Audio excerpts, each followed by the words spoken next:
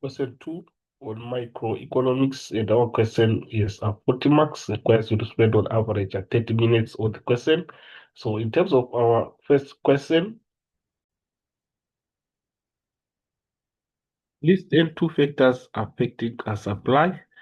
So we're going to look at factors that will cause a supply to increase or decrease. So the factors that we have a list of change in industry size, change in production techniques, the cost of production, competing goods, government policy, natural factors like floods and drought. So you see that the change in industry size, if the industry size increase, we are also going to see the supply increasing.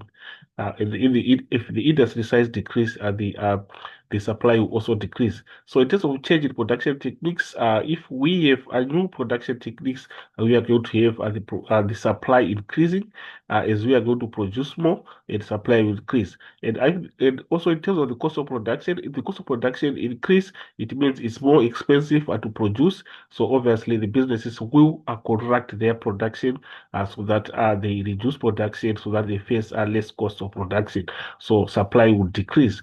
So in terms of competing goods, if we have got more competing goods, it means also supply will also increase. So these are the factors that we have in terms of factors affecting supply. So moving on to the second part of our question, which reads, why is it impossible for a single seller to influence the price of a product in a perfect market? So remember, in a perfect market, it is characterized by many buyers and sellers. So we have many sellers that are inside the perfect market. So it means a single seller constitutes a small proportion of the whole perfect market. In that sense, we see that the influence that a single seller has in terms of influencing the price is very insignificant. So that's the scenario that we have. We have got other options that we can also include, whereby saying on the first part, in a perfect market, there are many sellers and no individual seller can affect the price. And also the second point, a price in a perfect market are determined by the market forces of demand and supply. Therefore, the sellers are price takers. So we've got other points that we can also include. So moving on. Number 2.2, study the graph below and answer the question that follow. So we're given a graph of a supply and demand of the tuck shop's coffee during winter. So we are having a graph whereby we have the supply curve are being positively sloped, and also we have a demand curve are being negatively sloped. So in terms of the question the first question that we have according to the graph that we have, it reads, identify the equilibrium point on the graph. So equilibrium point obviously is the point where we have got the supply curve intersecting at the demand curve. So in other words, we have our equilibrium point at this point, whereby we are having our price being 200, and to see that our quantity is at 300. So this becomes our equilibrium point. We are saying price will be 200 rands and quantity 300 units as indicated on the graph. So that's the point that we have here.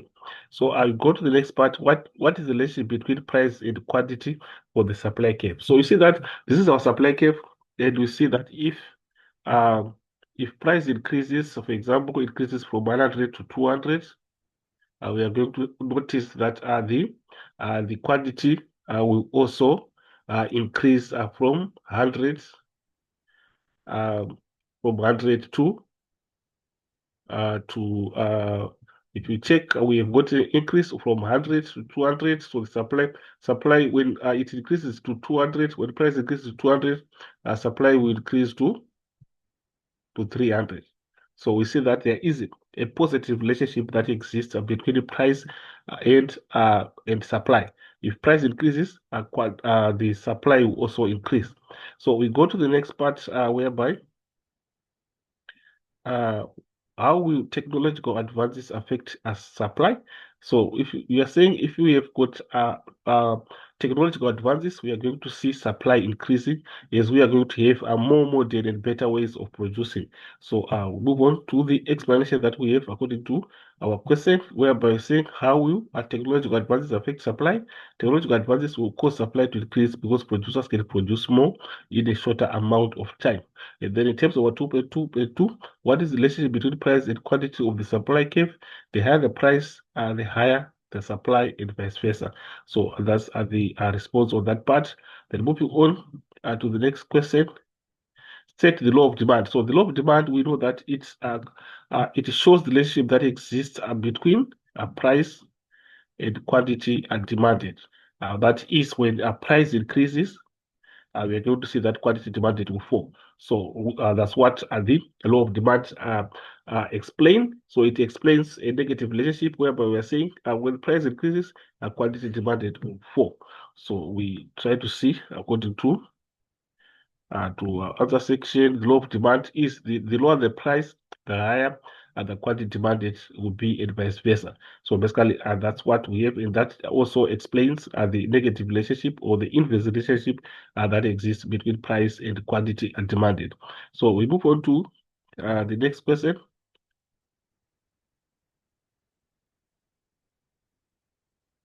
Uh, we have got 2.2.5, which is using a graph, show how a change in price will affect the demand curve. So obviously, a change in price will be a change along the demand curve without the demand curve shifting. Remember, price is the only factor that change, but not causing the demand curve to shift. So this is a typical graph that you can come up with the price on the vertical axis, and then we have quantity demanded on the vertical axis. So it's see that we are going to have movements along the demand curve without the demand curve shifting. So we have got a points that we have along the demand curve that we can use to explain. So we are saying on the first part, change in price illustrates a movement along the demand curve. That's what we have shown with the arrows. And then we move on to the second point, which reads the point A to E illustrates the quantity demanded, which changes as the price of the product changes. So we have got a movement that is from point A to E. So we are going to see that with movements along the demand curve, if the price changes, we are going to have a shift. We are going to have a change on the quantity demanded with points moving along the demand curve. So that's what we have in terms of that illustration.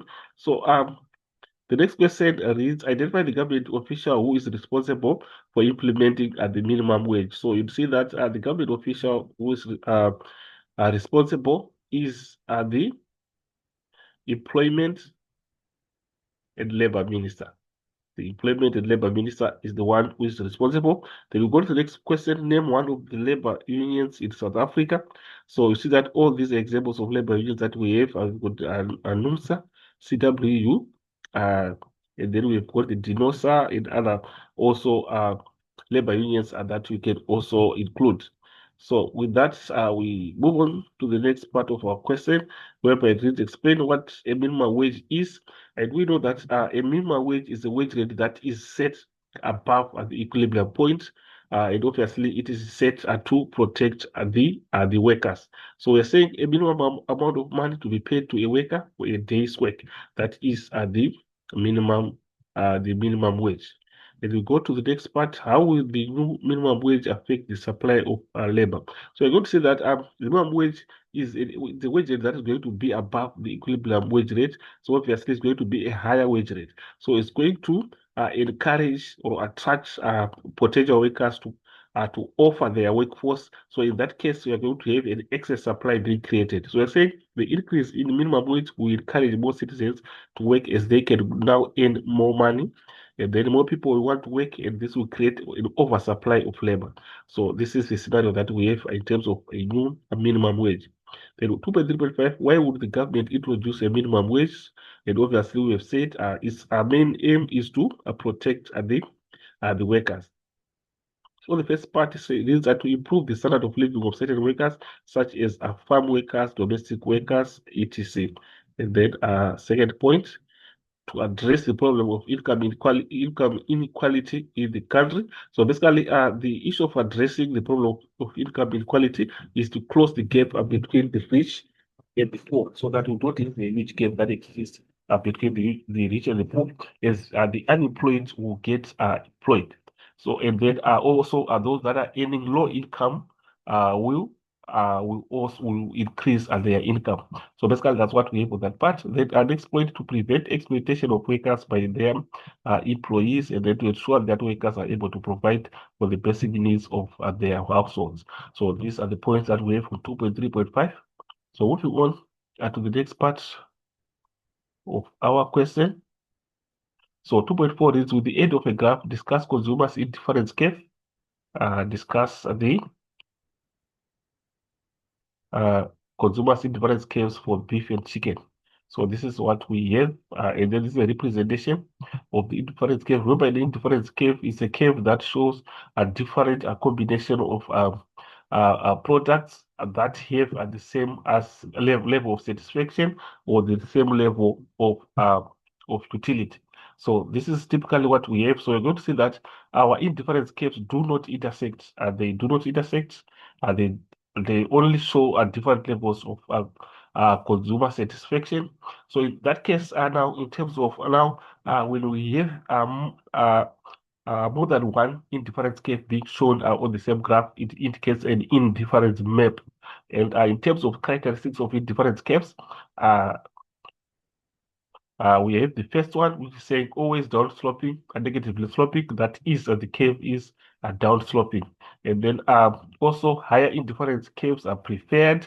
So it means when the higher indifference curve shows higher levels of satisfaction. So you're saying indifference curve number 2 is got greater levels of satisfaction than indifference curve 1. The same applies to indifference curve 3 compared to indifference curve 2. The 3 will be more as indicating more satisfaction than the 2. So basically, that's what we have on that part. They also bend inwards, or they are convex to the origin. So this is the shape of being convex to the origin, and this is the point of origin. So we go to the next part, where by saying they do not cross or touch each other, which is also one of the characteristics, and are differently shaped curves from consumer to consumer. So basically, these are the characteristics that we have in terms of indifference curves. And thank you for listening, and hopefully the video was helpful.